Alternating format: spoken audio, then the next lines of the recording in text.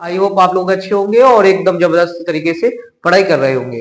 मैं अपने YouTube channel Seiko physics में आप लोगों का हार्दिक स्वागत अभिनंदन करता हूँ बेटे। आज का जो टॉपिक होने वाला है बेटा हमारा होने वाला है दर्पण सूत्र। दर्पण एक पहले पढ़ेंगे, अवतल दर्पण द्वारा सूत्र क्या बनेगा अवतल दर्पण के लिए, साथ ही साथ उत्तल दर्पण का सूत्र क्या बनेगा बेटा। ठीक है, इन दोनों के बारे में हम इस लेक्चर में आज बात करने वाले हैं। इससे पहले थोड़ा सा रिकेप कर लेते हैं, कल के टॉपिक जो था, कल हमने क्या पढ़ाया था उसके बारे में थोड़ा सा बात कर लेते हैं, फिर कंटिन्यू क्लासेस को हम कर रहे होंगे। ठीक है, तो बेटा मूव करते हैं, थोड़ा सा पढ़ते हैं क्या पढ़ाया था हमने कल। कल हमने पढ़ा था, रिकेप करेंगे, रिकेप हमने कल पढ़ा था बेटा उत्तल दर्पण। क्या पढ़ा था? उत्तल दर्पण। उत्तल दर्पण कितनी स्थितियों में प्रतिबिंब बनाता है, तो हमने बताया जब वस्तु अनंत पर स्थित हो। जब वस्तु कहां पे स्थित हो बेटा? अनंत पर, अनंत पर स्थित हो। जब वस्तु अनंत पर स्थित हो तो प्रतिबिंब कहां बनेगा, एक तो ये बताया था। दूसरा बताया था जब वस्तु अनंत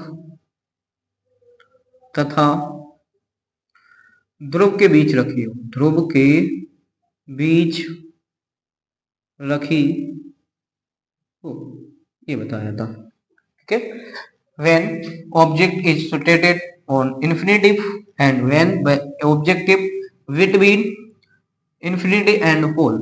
ओके, तो दोनों के डायग्राम हमने बनाए थे। आपको क्या बनाया था बेटा हमने डायग्राम? कुछ इस तरीके से डायग्राम बनाया था।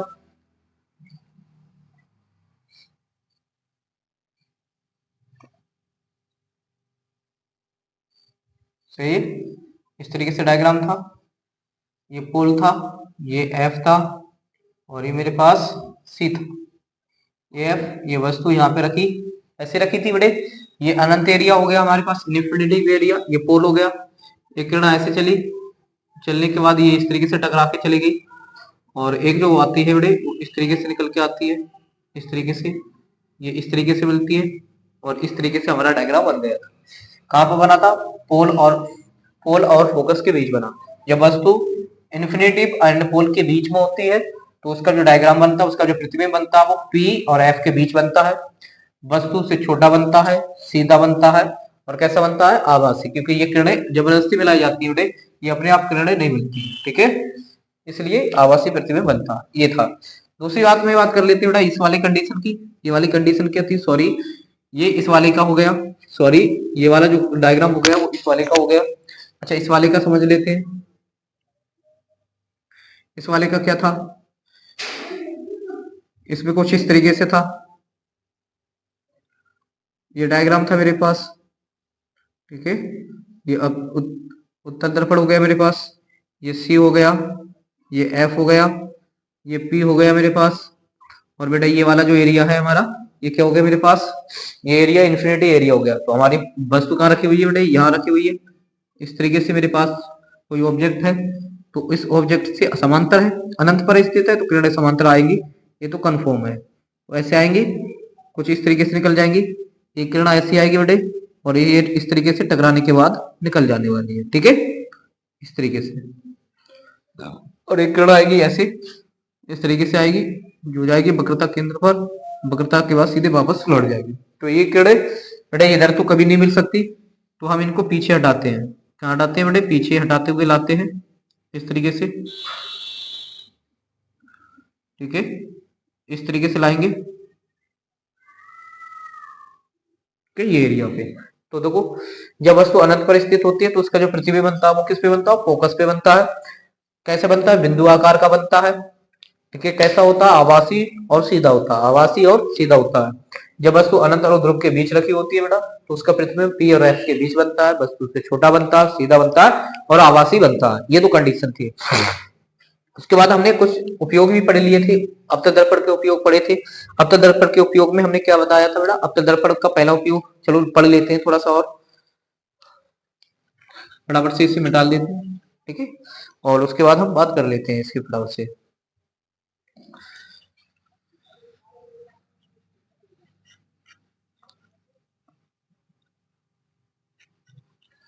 यूजेस पढ़े थे हमने, अवतल दर्पण के उपयोग, ये पढ़े थे। ठीक है, लिंक डिस्क्रिप्शन में आपको प्रोवाइड करा देंगे बेटा। ठीक है, वहां से जाके आप हमारा लेक्चर नंबर जो है वो 5 देख सकते हैं जाके, जहाँ पे हमने अवतल दर्पण के उपयोग पढ़ाए थे। उत्तल दर्पण के और अवतल दर्पण के दोनों उपयोग हमने वहां पे पढ़ा रखे हैं। डिस्क्रिप्शन पे लिंक मिल जाएगा आपको, वहां से जाके आप आराम से लेक्चर नंबर हमारा जो 5 है इसमें उत्तल दर्पण उत्तर दर्पण के बारे में पढ़ाया वो मिल जाएगा। ठीक, क्या पढ़ाया था बेटा मैंने इसमें कहा था सबसे पहली बात बेटा, ये परावर्तक दूरदर्शी में अभिदर्शक का कार्य करता है। डॉक्टर जो होते हैं दांतों का बड़ा प्रतिबिंब देखने के लिए अवतल दर्पण का उपयोग करते हैं। कान नाक की जांच के लिए बेटा अवतल दर्पण का ही उपयोग होता है। ये हो गया। परावर्तक दूरदर्शी में हो गया इसका उपयोग। दाढ़ी वाले जो होते हैं दाढ़ी बनाने के लिए, चेहरे का बड़ा प्रतिबिंब देखने के लिए शेविंग मिरर के रूप में इसका उपयोग होता है। ठीक है, ये अवतल दर्पण के उपयोग थे। उत्तल दर्पण के उपयोग क्या थे?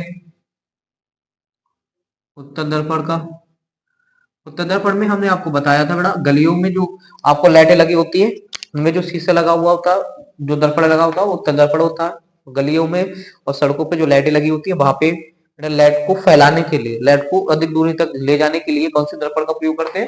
उत्तल दर्पण का उपयोग करते हैं।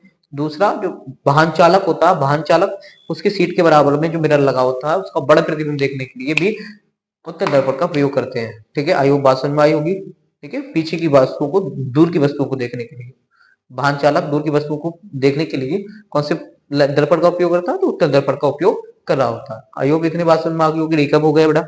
उसके बाद आज का जो टॉपिक है बेटे हम पढ़ेंगे दर्पण सूत्र अवतल दर्पण द्वारा। पहले पहले किसके द्वारा पढ़ेंगे? सूत्र, दर्पण सूत्र। पहले अवतल दर्पण द्वारा सूत्र निकालेंगे, फिर उत्तल दर्पण द्वारा निकाल रहे होंगे। तो ध्यान से समझेंगे बेटा, बहुत ज्यादा कैलकुलेटिव नहीं है, यदि आप बात मेरी ध्यान से सुन रहे होंगे तब। अगर नहीं सुनेंगे बेटा ध्यान से आप मेरी बात, तो ये बहुत ज्यादा डिफिकल्ट हो जाने वाला, क्योंकि यहाँ पे मेथड जो लगेगा वो मैथ का लगेगा थोड़ा सा। यहाँ पे मैथमेटिकल से ये सूत्र निकलेगा मैथमेटिकल तरीके से, इसलिए थोड़ा सा हार्ड लगता है बच्चों को।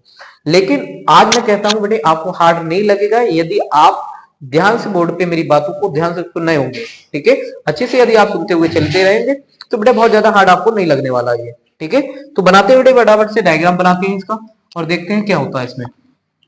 ठीक है, तो डायग्राम हमने बनाया इसका, कुछ इस तरीके से डायग्राम बना लेते हैं, अच्छे से बना के चलेंगे। ये तो उत्तल दर्पण के लिए बन जाएगा, मैं इस तरीके से बनाता हूँ, ये डायग्राम बन जाएगा इस तरीके से। ठीक है, और इस तरीके से डायग्राम बनेगा तो ये इसके भाग में, इस वाले भाग पर हम क्या करेंगे? पॉलिश कर देंगे इसके। ठीक है, इसका केंद्र जो होगा वो P होगा और इसकी अक्ष ले लेते हैं, तो यहाँ पे इसका F होगा। ठीक है, ये F हो गया इसका, ये C ले लेते हैं C। ठीक है, वस्तु को कुछ यहाँ पे रखा हुआ मान लेते हैं। ठीक, जब मैं यहाँ पे वस्तु मानूंगा तो ये अनंत एरिया हो गया, ये C हो गया, अनंत और C के बीच वस्तु रखी हुई है। वस्तु के बड़े मेरे पास ए बी, क्या बड़े? ए बी मेरे पास एक वस्तु रखी हुई है बेटे। एक किरण तो ऐसे निकलेगी, समांतर आएगी कुछ इस तरीके से, तो इस एरिया को M नाम देके चलते हैं। और यहां से टकराएगी तो परावर्तन के पश्चात जो किरण निकल के जाएगी बेटा वो कुछ इस तरीके से निकलेगी। आराम से देखेंगे बेटे ध्यान से, कुछ इस तरीके से निकल के जाएगी, जाएगी नहीं जाएगी? और एक प्रकाश किरण जो आएगी बेटे वो आएगी इस तरीके से। ठीक है, और इस तरीके से जो आएगी वो टकराएगी लेंस से, दर्पण से टकराएगी और टकराने के बाद अपने ही माध्यम में उसी तरीके से जैसे आ रही है वैसी वापस लौट जाएगी। ठीक है, तो देख रहे होंगे, आई होप आपको दिख रहा होगा बेटे। यहाँ पे दोनों किरणें काट रही हैं एक दूसरे को, तो ये प्रतिबिंब जो बनेगा वो बी डैश ए डैश बन जाएगा। ए डैश बी डैश क्या बन गया बेटा? यहाँ पे प्रतिबिंब बन के आ गया मेरा ये बना। ठीक है, उसके बाद बेटा क्या करेंगे? हम क्या करेंगे बेटा, यहाँ पे इस मुख्य अक्ष पर एक लंब डाल देंगे एम से एक लंब डाल लेंगे। ठीक है, इस तरीके से डालेंगे जिसका नाम देंगे एम एन। क्या है? यहाँ पे एक लंब है बेटे। सही, इतना आप बात समझ में आ गई होगी आपको। ठीक बेटा, क्या क्या है यहाँ पे थोड़ा सा बात लिख लेते हैं। ए भी है हमारे पास वस्तु, ए भी क्या है बेटे? वस्तु है मेरे पास। ए डैश बी डैश जो है वो क्या हो गया? प्रतिबिंब हो गया मेरे पास, प्रतिबिंब हो गया। उसके बाद में बात कर लेते हैं बेटा थोड़ा सा, एम एन जो हो गया, एम एन जो हो गया वो मेरे पास क्या हो गया? अभिलंब हो गया। क्या हो गया बेटा यहाँ पे, अभिलंब हो गया, अभिलंब। ठीक है, एमएन क्या हो गया बेटे मेरे पास, एमएन जो हो गया बेटे मेरे पास अभिलंब हो गया। ठीक है, तो बेटे कुछ इसमें इसको प्रूव करने के लिए, इसका दर्पण सूत्र निकालने के लिए कुछ स्टेप्स और यूज करेंगे। क्या बोलेंगे यहाँ पे, आप पहले त्रिभुज लेके चलेंगे, त्रिभुज लेंगे हम A dash B dash F, और कौन सा लेंगे बेटा, M N F, M N F, B dash A dash F, M N F, ये त्रिभुज लेंगे। इन दोनों को सबसे पहले क्या करेंगे, इन दोनों को समरूपता सिद्ध करेंगे इनकी, फिर इस वाले त्रिभुज को और इस वाले को, ये दोनों को समरूपता सिद्ध करेंगे। ठीक है, समरूपता सिद्ध करेंगे, फिर दोनों इनमें इन वाले को समरूपता सिद्ध करने के बाद इसको समरूपता सिद्ध करने के बाद कुछ चीजें कॉमन होंगी, उनकी तुलना कर देंगे, और तुलना करने के बाद हम बेटे वस्तुओं जो वैल्यू निकल के आएंगे उनकी वैल्यू पुटिंग करेंगे, जो भी मान निकल के आएंगे उनकी वैल्यू पुटिंग करेंगे, और वैल्यू पुटिंग करने के बाद बेटे हमें दर्पण सूत्र मिल जाने वाला। आई होप इतनी बात समझ में आई होगी। ठीक है, स्क्रीनशॉट लीजिए थोड़ा, तब तक हम थोड़ा चाय पी लेते हैं, जल्दी कीजिए बेटे। हो गया, चलते हैं बेटे, फिर देखेंगे ध्यान से। और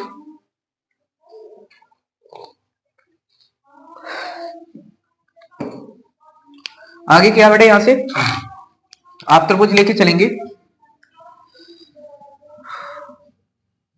त्रिभुज लेंगे बी डैश ए डैश और एफ। ठीक है, और तथा एम एन एफ, त्रिभुज एम एन एफ से ये दोनों त्रिभुज लेंगे और इनको समरूपता सिद्ध करते हैं इनकी। देखेंगे बेटे यहां से 90 का कोण बनना है, इधर भी 90 का कोण बनना है, तो आप बोलेंगे ए डैश जो है वो बराबर है बेटा एन के। क्यों, ये दोनों जो है वो 90 का कोण बना रहे हैं। से दूसरा बड़ी बात कर लेते हैं, एंगल ए डैश एफ, जो एंगल होता है देखो इधर वाला, ये वाली साइड और ये वाली साइड एक दूसरे के बराबर होंगी, तो ऐसे लिखेंगे ए डैश, जो एंगल आएगा वो बीच में लिखते हैं, तो A dash F B dash बराबर है बेटे किसके, ऐसे लिखेंगे M N M F N, angle M F N.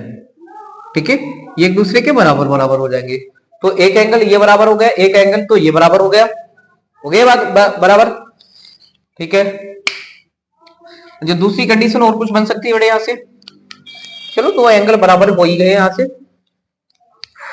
और तो नहीं हो रहा है मेरी अंदाज, तो ये करती है। ठीक है, तो इन दोनों कंडीशन पे हम कह सकते हैं, क्या कहेंगे कि ये दोनों त्रिभुज जो हैं वो समरूप हैं। त्रिभुज B dash A dash F समरूप है एंगल एम एंड एफ के से, तो क्या बनेगा बेटे यहां से, बनेगा यहां से जाके, यहां से बनेगा ए डैश एफ बटे ए डैश बी डैश बराबर, आते हैं इधर बेटे, इधर ले लेते हैं हम पे एन एफ बटे एन एफ बटे का एम एन, ऐसे थोड़ा सा मिस्टेक हो रही है, ऐसे ले लो। हमने सबसे पहले क्या लिया बेटे, हम सबसे पहले बड़े त्रिभुज को लेके चलेंगे, तो लंब ले लो एम एन बटे का, एम एन बटे का क्या हो जाएगा बेटा यहाँ पे, एम एन बटे का ये वाली साइड और ये वाली साइड का अनुपात, ए डैश बी डैश का अनुपात जो होगा वो बेटे इधर आ जाओ, एन एफ बटे का ए डैश एफ के हो जाएगा। ठीक, तो ये हो गया मेरे पास एंगल नंबर, ये हो गया समीकरण नंबर मेरे पास 1। ठीक है, आगे आते हैं बेटे यहां से, हाँ 1 मिनट आप स्क्रीनशॉट ले लीजिए बेटा आप लोग।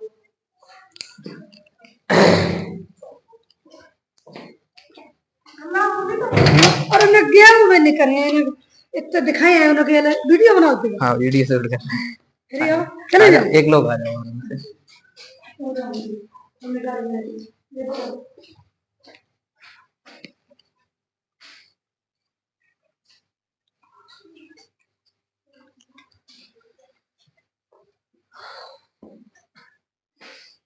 आगे देखेंगे बेटा यहां से,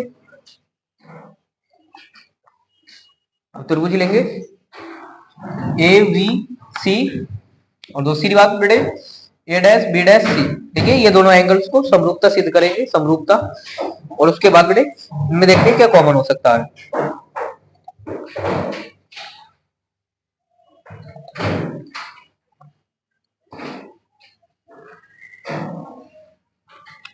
अच्छा इसी को थोड़ा सा एक्सप्लेन कर लो आप, इसको समीकरण नंबर 1 देने से पहले थोड़ा सा एक्सप्लेन कर लो।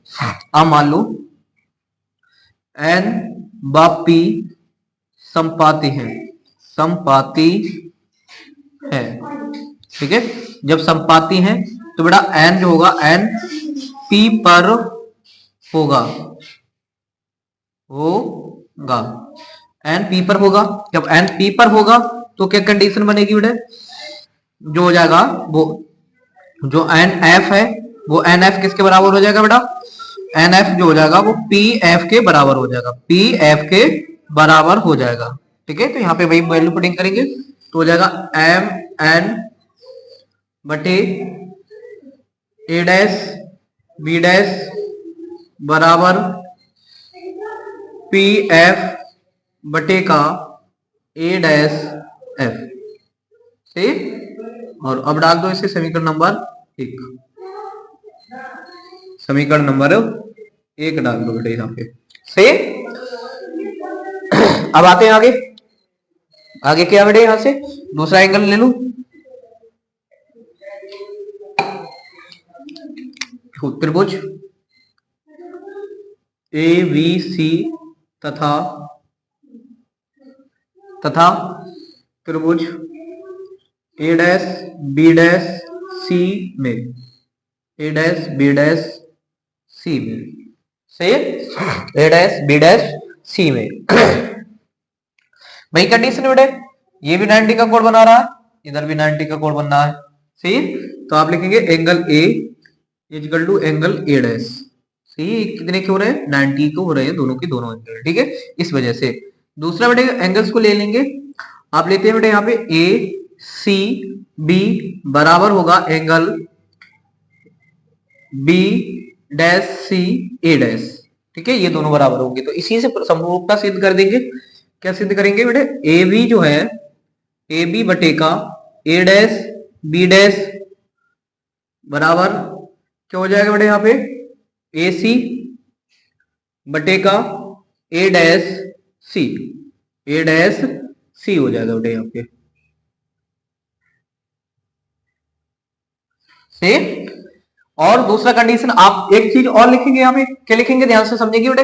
देखो ये ए बी है, ये ए बी किसके बराबर होता है, एन एम के बराबर हो रहा है, क्यों, क्योंकि देखो आपको लग रहा है बेटे आयत बनना है, और आयत की आमने सामने की बजाय कैसे हो जाती है बेटे, बराबर बराबर हो जाती है।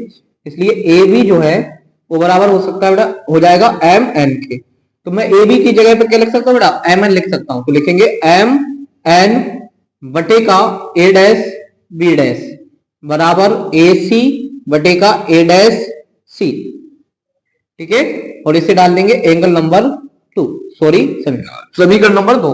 समीकरण नंबर 1 और समीकरण नंबर 2 की तुलना करने पर, समीकरण 1 व 2 की तुलना करने पर, तुलना करने पर, 1 व 2 की तुलना करने पर करते हैं बेटा यहाँ पे तुलना। तो जब तुलना करेंगे बेटा यहाँ से तो देखो एम बटे ए डैश बी डैश इधर भी है, तो क्या बेटा ये वाली साइड इस वाली साइड के इक्वल हो जाएगी, तो हो जाएगा पी एफ बटे क्या हो जाएगा ए डैश एफ बराबर ए सी बटे का ए डैश सी, हो जाएगा नहीं हो जाएगा, ठीक। तो बेटा आप समझ सकते हैं, थोड़ा सा और एक्सप्लेन करते हैं, इसमें वैल्यू पुटिंग करना। अब क्या करना है बेटे, बस हमको यहाँ पे वैल्यू ही पुटिंग करना है, बस देखेंगे ध्यान से।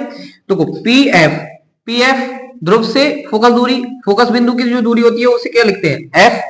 क्या लिखते हैं बेटा यहाँ पे, एफ लिखते हैं। तो ये हो गया मेरे पास एफ। ये एंगल दिखाई दे रहा है बेटा, ये पी है और ये प्रतिबिंब है, तो पी से प्रतिबिंब की दूरी क्या लिखते हैं बेटे, बी लिखते हैं। तो ये तो मेरे पास बी होगी। सी से पी तक की बीच की दूरी क्या होती है, आर, तो बेटे ये मेरे पास आर हो गया।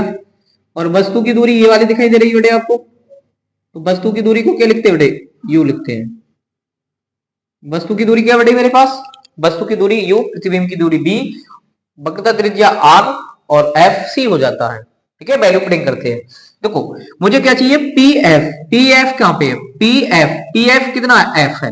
पी एफ कितना है बेटे, एफ है, एफ बटे A dash F, A dash F.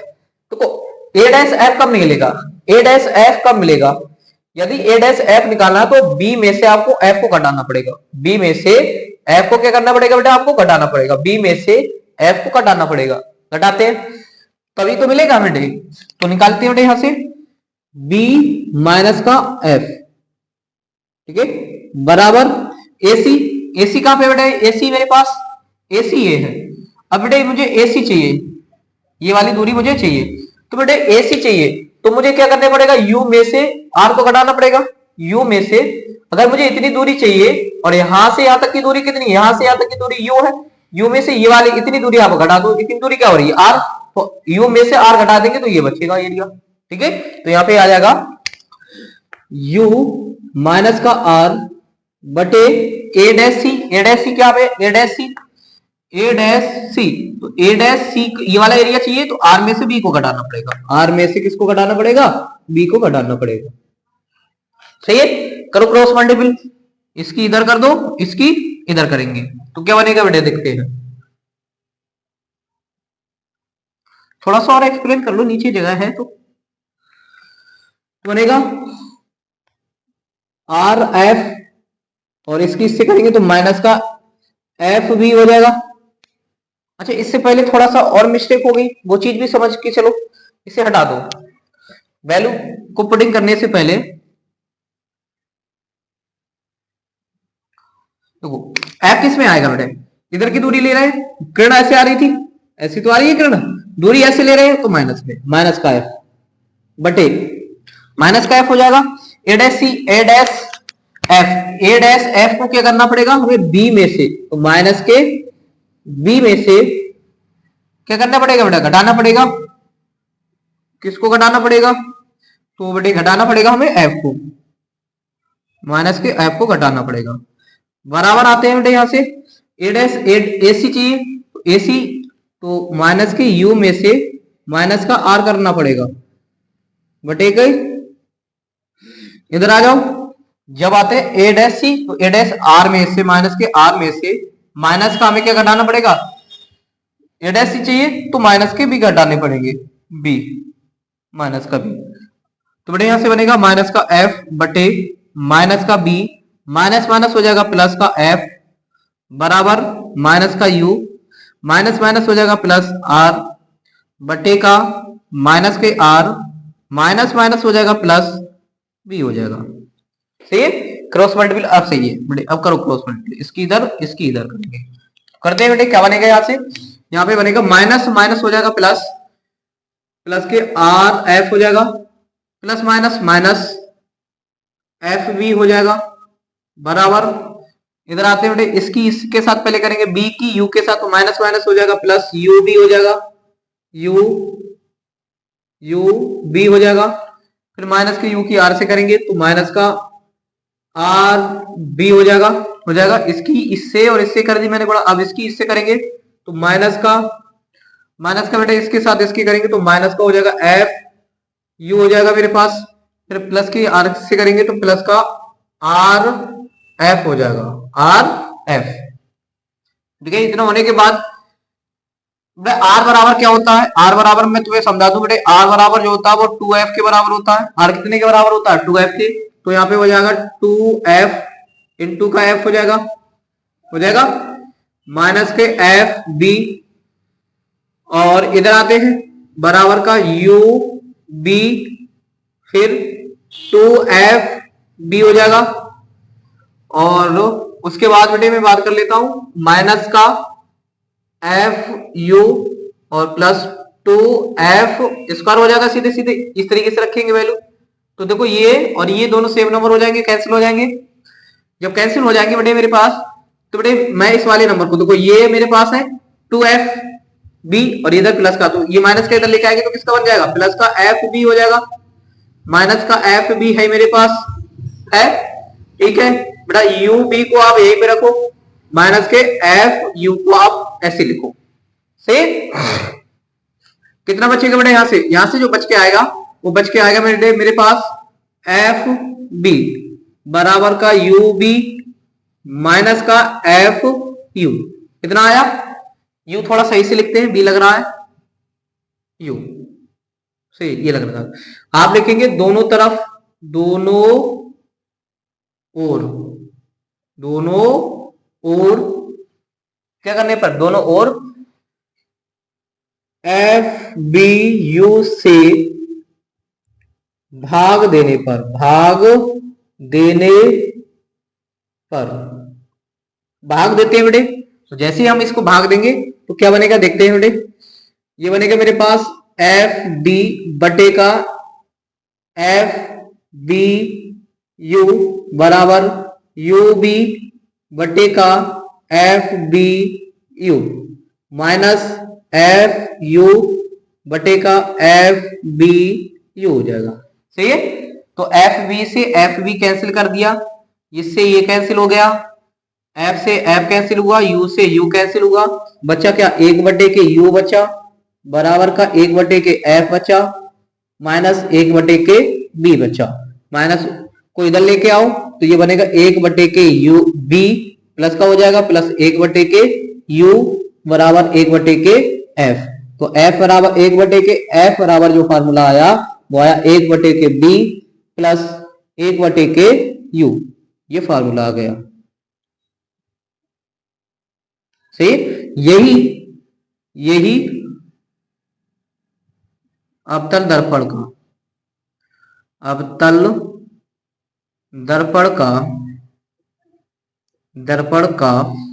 क्या बेटा, दर्पण सूत्र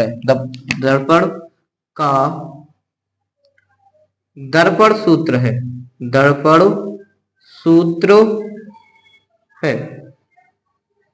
सही बेटे, आई होप आपको कम समझ में आया होगा बेटे यहाँ पे, लेकिन आप वीडियो को रोक रोक के बार बार रिपीट करके आप जब देखेंगे ना तो आपको अच्छे से बात समझ में आ जाएगी। मैंने आपको पहले ही सचेत कर रखा था इस चीज के लिए कि बेटा इसमें मैथमेटिकल प्रूफ होगा।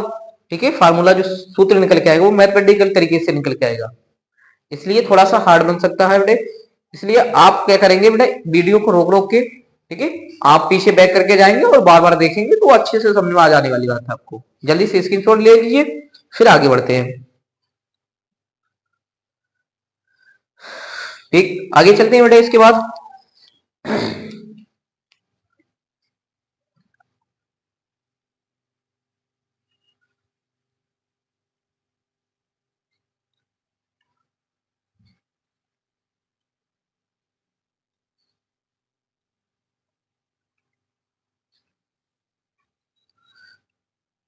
ये भी ऐसी होगा, उत्तल दर्पण जो वाला होगा ये भी थोड़ा सा ऐसे कैलकुलेटिव है, मैथमेटिकल है, लेकिन अगर आप इसको समझ जाएंगे तो उसको तो आसानी से आप समझ ही जाएंगे, क्योंकि इससे रिलेटेड ही तो है ये, तो आप उसको भी आसानी से समझ जाएंगे। ठीक है, अब आप यहाँ पे डालेंगे उत्तल दर्पण, क्या डालेंगे यहाँ पे, उत्तल दर्पण,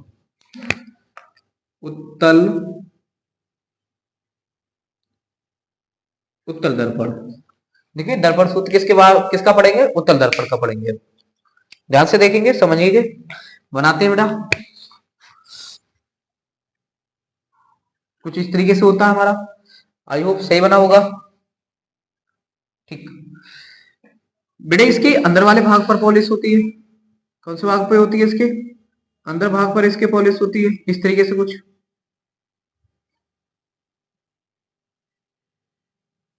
इस तरीके से होती है इसकी पॉलिश। सही, अच्छा इसके इस वाले भाग पर पॉलिश होती है। ये जो होता है बेटा हमारे पास, ये जो होता है वो सी होता है। ये कैसा होता है बेटा, एफ हो गया मेरे पास। थोड़ा सा डिस्टेंस के साथ बनाओ, तो फिर अच्छा नहीं बनेगा डायग्राम, और फिर वैल्यू लिखते समय आपको थोड़ा सा डिस्टर्बेशन हो सकता है। ठीक है, ये हो सकता है बेटा मेरे पास, ज्यादा दूर भी नहीं, ये जो होगा वो सी होगा, ये जो होगा वो एफ होगा मेरे पास। ठीक है, ये पी है, ये मेरे पास पी है। ठीक है, हम ऑब्जेक्ट को यहां पे रखते हैं, ये मैंने ऑब्जेक्ट रखा। ऑब्जेक्ट कहां पे हो रहा है बेटे, आईओ बात समझ में आ गई होगी बेटे आपको। ऑब्जेक्ट कहां कहां हो रहा है, ये इन्फिनिटी एरिया हो गया, ये पोल एरिया हो गया। इन्फिनिटी और पोल के बीच जो वस्तु रखी जाती है तो उसके जो जो इमेज बन के आएगा वो किसके बीच होगा, पी और एफ के बीच होगा। तो आप समझ ही गए होंगे। ठीक है, तो कुछ इस तरीके से किरण आएगी, एक आएगी और बेटे इस तरीके से आएगी, और आने के बाद इस तरीके से टकरा के निकल जाने वाली है। ठीक है, और एक प्रकाश किरण बेटे इस तरीके से आएगी, इस तरीके से, और ये मिलेंगी तो है नहीं, तो मैं जबरदस्ती इन्हें मिला रहा हूं।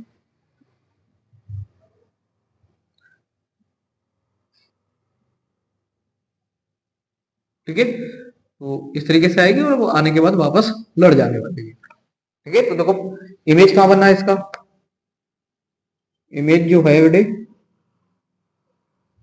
ये बना, मैं इसका नाम देता हूं ए बी, और बेटे ये बनेगा ए डैश बी डैश। ठीक है, इस तरीके से इमेज बन गया। इतनी तो बात समझ में आई होगी बेटे आपको। ठीक, अब मैं क्या करूंगा, यू जो एरिया से टकरा के जा रहा है ना, इसका नाम है एम। क्या नाम है बेटा इसका, एम। एम से मुख्य अक्ष पर एक लंब डाल लेते हैं जिसका नाम है एम एन, एम एन। सही है, इतनी बात समझ आई। ठीक, वैल्यू लिखते हैं बेटा। ए बी जो है मेरे पास, ए बी, ये जो ए बी है बेटे मेरे पास है वस्तु। क्या बेटे मेरे पास ये वस्तु है। ए डैश बी डैश क्या है बेटे मेरे पास, प्रतिबिंब है। क्या बना, ये प्रतिबिंब बना है। समझ रहे हो मेरी बात को, है ना रसगुल्लो। आगे मैं बात कर लेता हूं बेटे, उसके बाद जो है वो एम एन क्या है बेटे हमारे पास, एम एन है हमारे पास अभिलंब। क्या है बेटा ये हमारा अभिलंब है, अभिलंब। ठीक है, तो त्रिभुज लेंगे फटाफट से, पहले त्रिभुज के लेके चलेंगे सर, बताइए। देखो ध्यान से समझेंगे मेरी बात को।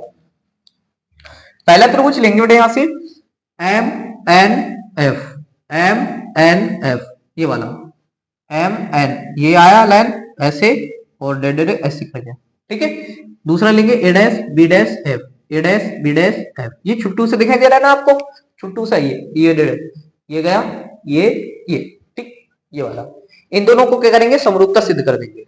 फिर कौन सा लेंगे सर, फिर लेंगे A B C, A B C और ए डैश बी डैश एफ। इन दोनों छुटकों को हम सिद्ध करेंगे समरूपता। ठीक है, जैसे अभी सिद्ध करी थी वैसे सिद्ध करेंगे समरूपता इसकी। ठीक है, चलते हैं बेटे लिस्ट को लिखते हैं बेटे। सबसे पहले एम एन और एम एन और एफ, तथा तथा क्या लेंगे, ए डैश बी डैश एफ में, A dash B dash F में। ठीक है, क्या लिखेंगे बेटे यहां से, भाई ये कॉमन है एकदम। क्या, दोनों का देखो, ये वाले का इस वाले का एंगल यही हो रहा है, छोटे वाले का एंगल भी यही हो रहा है ना, हो रहा है। तो क्या हो रहा है बेटे हमारे पास, एंगल एम एफ एन बराबर हो रहा है angle B dash F A dash. ठीक है, एंगल कैसे हो रहे हैं बेटे, बराबर है, उभयनिष्ठ एंगल है, उभयनिष्ठ कोण है। कैसे बेटा ये उभयनिष्ठ, उभयनिष्ठ कोण है। ओके, उभयनिष्ठ कोण है। ठीक है, उसके बाद बेटे दूसरा क्या हो रहा है, एंगल देखिए बेटा यहां से 90 का, 90 का मतलब क्या हुआ, एंगल एन बराबर एंगल ए डैश बराबर 90 के। ठीक है, दोनों कैसे हो रहे हैं, 90 के कोण हो रहे हैं, तो समरूपता सिद्ध। तब बोलेंगे बेटे आप ये दोनों एक दूसरे के समरूप हो गए, एंगल समरूप एंगल हो गए। तो बेटे क्या लिखेंगे, हम लिखेंगे एम एन, एम एन ये लंब, और इस वाले का छोटे वाले का लंब ए डैश बी डैश। इन दोनों का लंब जो होगा वो बराबर होगा किसके बेटे, एन एफ, एन एफ बटे A dash F, A dash F के। समरूपता का नियम कहता है ये। ठीक है, जहां पे आप मान के चलेंगे, मानेंगे एन व पी समपाती है, समपाती है या बहुत समीप है, इस वजह से बेटे क्या हो जाएगा हमारा एन एफ जो हो जाएगा किसके हो जाएगा पी एफ के बराबर हो जाएगा। एन एफ किसके बराबर हो जाएगा पी एफ के बराबर हो जाएगा। एन एफ पी एफ के बराबर हो जाएगा। बनेगा यहां से एम एन बटे ए डैश बी डैश बराबर पी एफ बटे का ए डैश एफ ठीक है। और इसे दे देंगे समीकरण नंबर 1। कितना दे देंगे बेटा इसे समीकरण नंबर 1 दे देंगे। ठीक है, आई होप इतनी बात समझ में आई होगी। फटाफट से आगे नेक्स्ट मूव करते हैं और देखते हैं आगे क्या सोल्यूशन हो सकता है इसका। ठीक है, हाँ आए भैया इस तरीके से हमने लाइनिंग खींच रखी है। अब एंगल को देखेंगे बेटे, आप एंगल मतलब बोले तो त्रिभुज ट्राइंगल को देखेंगे एबीसी तथा क्या तथास्तु A dash B dash F A dash B dash C. क्या देखेंगे A dash B dash C A dash B dash C में A dash B dash C में। ओके, पहला कॉमन एंगल, इसका भी एंगल सी, इसका भी एंगल सी।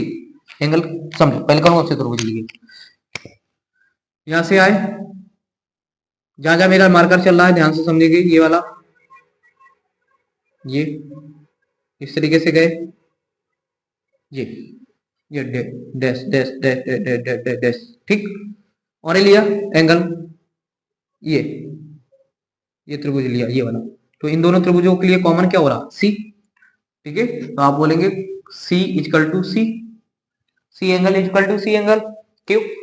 बिकॉज ओबाइनिस्ट एंगल है, ओबाइनिस्ट कोण है, कॉमन एंगल है। ठीक है, कॉमन एंगल। आगे थोड़ा इजी कर दे रहे हैं, इजी हो रहा है ना बेटे? हाँ ठीक, इजी हो रहा। सर ये भी 90, सर ये भी 90 हो रहा है। बोलेंगे angle A equal to angle A dash because equal to 90। Okay, समरूपता सिद्ध हो गई बेटे इसकी। तो बोलेंगे इस कंडीशन पे ए बी बटेगा ए डैश बी डैश बराबर ए सी बटेगा A dash C, A dash C, A dash C हो जाएगा।